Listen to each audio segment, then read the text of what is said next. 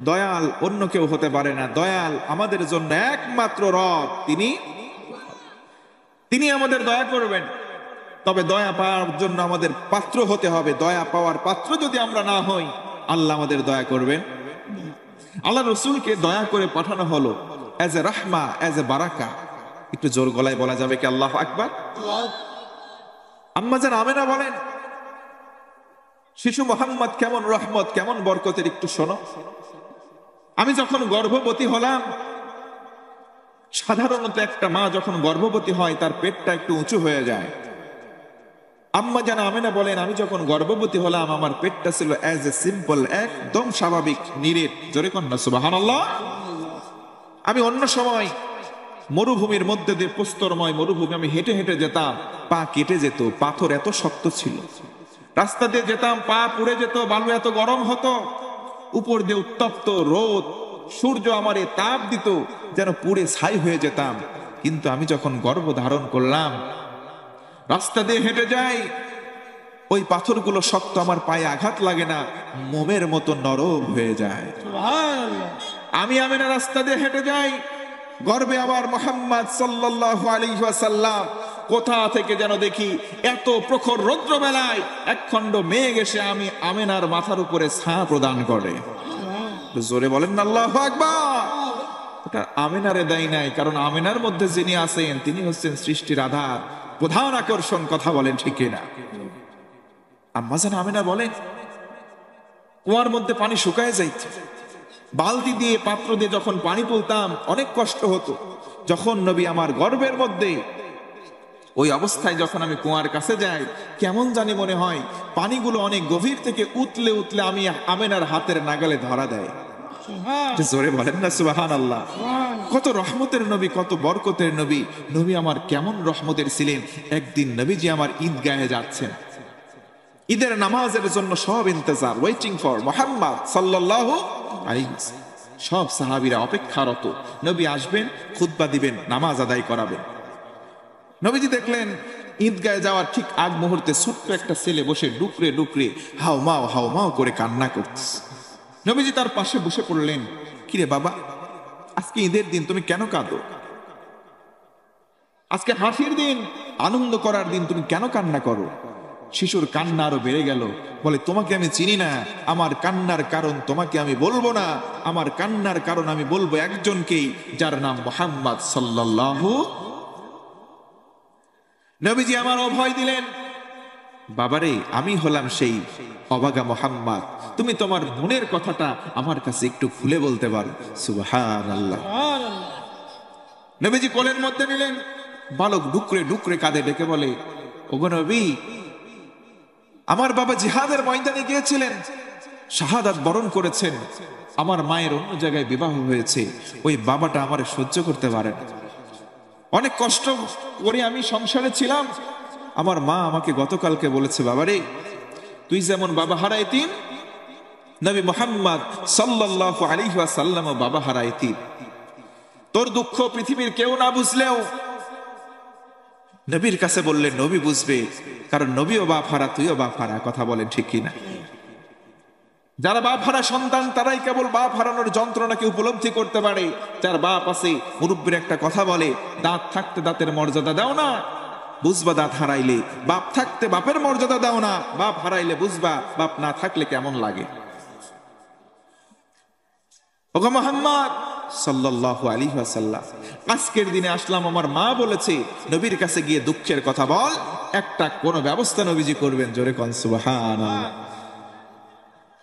নবীর কাছে বলা হলো, নবী আমার বললেন, ও সাহাবীরা, তোমরা একটু অপেক্ষা করো, আজকের দিনে আল্লাহ আমারে একটা উপহার পাঠিয়েছেন। জোরে কোন সুবহানাল্লাহ। ছোট্ট বালকটারে কোলে নিয়ে বাড়িতে গেলেন, আয়েশাকে ডেকে বলেন, আয়েশা, ঈদের দিনে আল্লাহ একটা উপহার পাঠিয়েছেন আমাদের জন্য। কি এমন উপহার? নবী আমার বললেন, ও বালক শোন, আজকে থেকে আমি মুহাম্মদ হলাম তোর বাবা, আর এই আয়েশা আজকে থেকে হলো তোর মা। জোরে কোন সুবহানাল্লাহ। আজকে থেকে আমি হলাম তোর বাবা, আর এই যে এই আয়েশা হলো তোর মা। নবীজি কেমন রহমতের, কেমন বরকতের, একটু জোর গলায় বলা যাবে কি আল্লাহু আকবার। নবীজি আমার সাহাবীদের জন্য কেমন মডেল ছিলেন, নবীজি আমার কেমন রহমত ছিলেন, একটা উদাহরণ আমার দিকে তাকান। হযরতে আলী নবীজির আপন চাচাতো ভাই, আবার মেয়ের জামাই ছিলেন রাদিয়াল্লাহু তাআলা আনহু। একদিন, দুই দিন, 3 দিন হয়ে গেল। তিন দিন হয়ে যায়, হযরতে আলীর পেটের মধ্যে কোনো খাবার নাই। 3 দিন অনাহারে আছে। জোরে বলেন কয়দিন?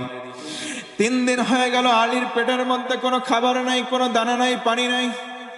নবীর সন্ধানে বের হয়, মসজিদে গিয়ে দেখলেন আল্লাহর রাসূল মসজিদের মধ্যে নাই। ঘরে গিয়ে কড়া নাড়লেন, সালাম দিলেন, আসসালামু আলাইকা ইয়া রাসূলুল্লাহ। ওগো নবী, বাড়ির মধ্যে আছেন নাকি? আল্লাহর রাসূলের ঘর থেকে কোনো জবাব আসলো না। আবার তিনি সালাম দিলেন, দ্বিতীয়বার সালাম দেওয়ার পর কোনো উত্তর পেলেন না। আবার 3 নম্বর বার তিনি সালাম দিলেন, উত্তর পেলেন না। মনটা খারাপ হয়ে গেল। চিন্তা করলো, হারে নবী কোথায় গেল জানি না। মনটা ভারাক্রান্ত হয়ে সেখান থেকে চলে আসবেন। আমার মুসলমান ভাইয়েরা গভীর মনোযোগ করেন। 3 দিন অনাহার, নবীর কাছে গেলেন, নবীর সঙ্গে সাক্ষাৎ পেলেন না। মনটা ভার করে চলে আসবেন। অন্তিম লগ্নে বাড়ির ভেতর থেকে আওয়াজ এলো, ও বাবা আলী, তুমি কেন আসলে? কারণ বলো। তোমার শ্বশুর নবীজি তো বাড়িতে নাই। আম্মাজান খাদিজাতুল কুবরা আত-তাহেরা রাদিয়াল্লাহু তাআলা আনহা বাড়ির মধ্য থেকে জবাব দিলেন, বাবা আলী, তুমি কেন এসেছো? কারণটা বলো। তোমার শ্বশুর নবীজি তো বাড়িতে নাই। আলী রাদিয়াল্লাহু আনহু ডেকে বললেন, আম্মাজান, আজকে থেকে প্রায় 3 দিন হয়ে গেল আমার পেটে কোনো খাবার নাই, আমার পেটের মধ্যে কোনো দানা নাই। এই কারণে নবীর শরণাপন্ন হতে চায়। আল্লাহু আকবার। আম্মাজান খাদিজাতুল কুবরা ডুকরে ডুকরে কাঁদলেন, ডেকে বলেন, বাবা আলী, এই মুহূর্তে তুমি বাড়ির দিকে ফেরত যাও। এই মুহূর্তে তুমি চলে যাও, কারণ তুমি 3 দিন খাও নাই। ও বাবা আলী, জেনে রাখো, শুনে রাখো, তোমার শ্বশুর নবীজি 3 দিন নয়, 4 দিন নয়, আজ হয়ে গেল ধারাবাহিক 7 দিন থেকে 8 দিন দানা পানি পেটের মধ্যে নাই। জোরে কোন আল্লাহু আকবার।